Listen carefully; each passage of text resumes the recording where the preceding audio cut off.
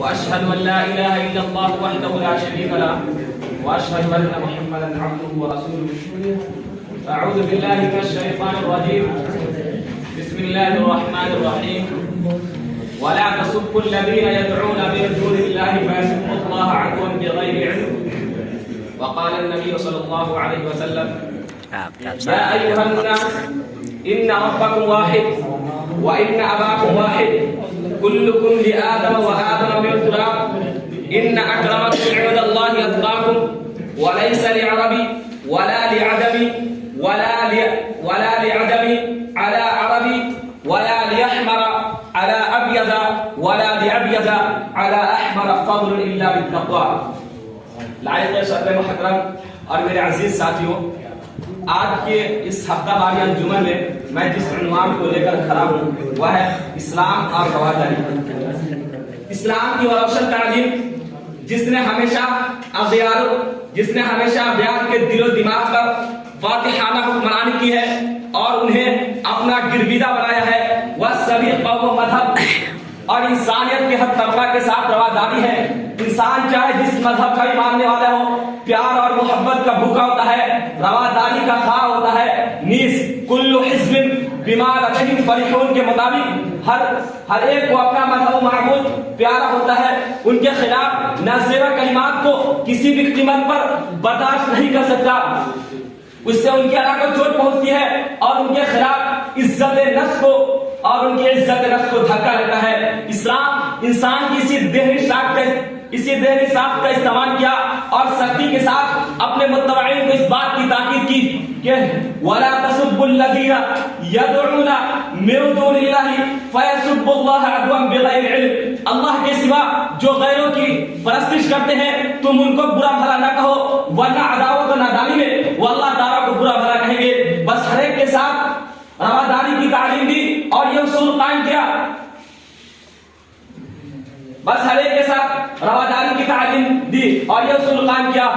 لکم دینکم ولی دین. اسی رواداری کا نتیجہ تھا کہ نہ چاہتے ہوئے بھی لوگ اس کی طرف مائل ہونے سے اپنے آپ کو نہ روک سکے اور اپنے گلے میں اسلام کا قلعہ ڈالنے پر مجبور ہو گئے. کیونکہ اسلام دیگر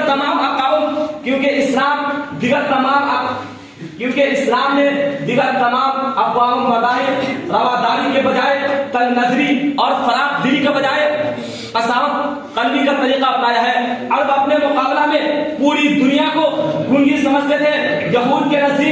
یہود کی نصارہ کے نزدیک کوئی وقت و حیثیت نہیں اور یہود نصارہ کو ہونٹی آنکھ نہیں بھاتے. قرآن نے ان کے دعووں کو نقل کیا ہے.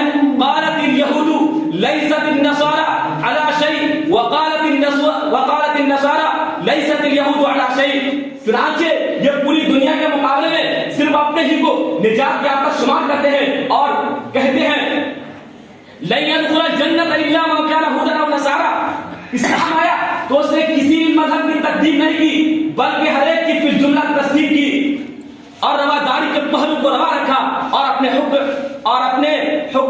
اپنے ماننے والوں کو حکم دیا.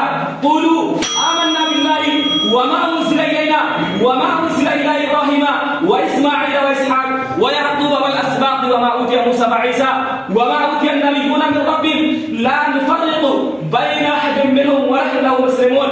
اگر اسلامی تعلیمات کا ایک درخشندہ پہلو اور روشن بات یہ ہے کہ اس نے ہر ماننے والے کو ان کے مقامات مقدسات تقدس احترام کو باقی رکھا.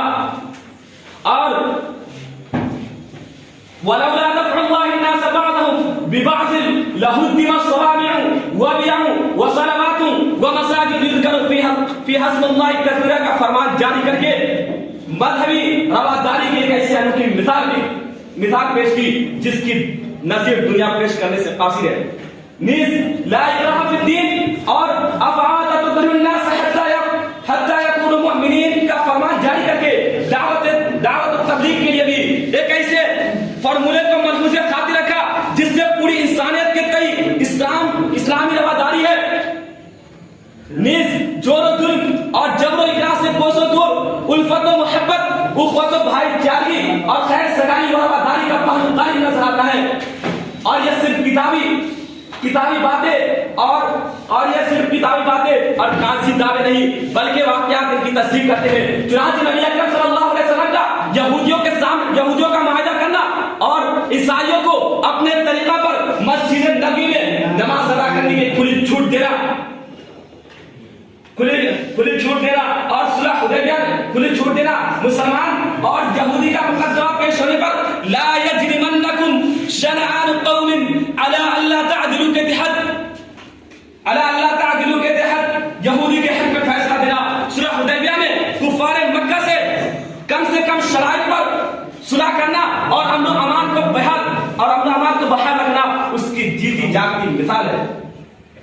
انہی مذہبی و اخلاقی اور رواداری کا نتیجہ تھا کہ جن مٹھی بھر مسلمانوں کو کفار مکہ نے مدینہ ہجرت کرنے پر مجبور کیا تھا، 8 سال بعد جب وہی قوم مکہ میں قدم رکھتی ہے تو ان کی تعداد 1 لاکھ سے زائد ہو چکی ہوتی ہے. فاتح سندھ محمد بن قاسم جب اپنے چند ساتھیوں کے ساتھ سندھ کی سرزمین پر قدم رکھا تو کسی کو بھی اتنی بڑی کامیابی کی امید نہیں تھی، لیکن دشمنوں کے سامنے مذہبی و اخلاقی رواداری کے ایسے نمونے پیش کیے گئے.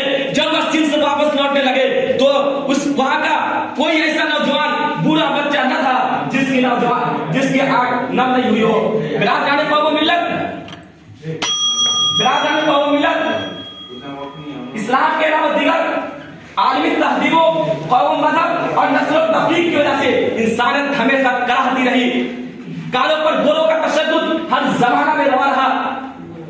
امریکہ کی 20 ریاستیں ایسی ہیں جن میں سیاہ فام لوگوں کو سفید فام لوگوں کے اسکولوں مدرسوں میں تعلیم حاصل کرنے کی اجازت نہیں.